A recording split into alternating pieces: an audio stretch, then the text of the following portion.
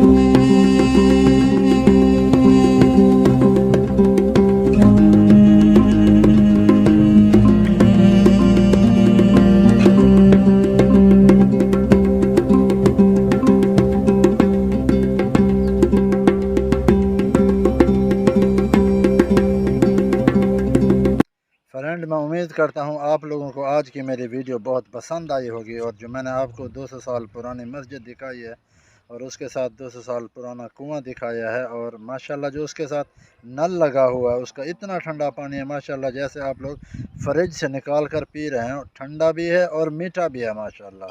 आपको पसंद आई होगी तो आप लोगों ने इसको लाइक, सब्सक्राइब और कमेंट करना है। और फिर मिलते हैं इंशाल्लाह नेक्स्ट वीडियो में। अल्लाह हाफिज़।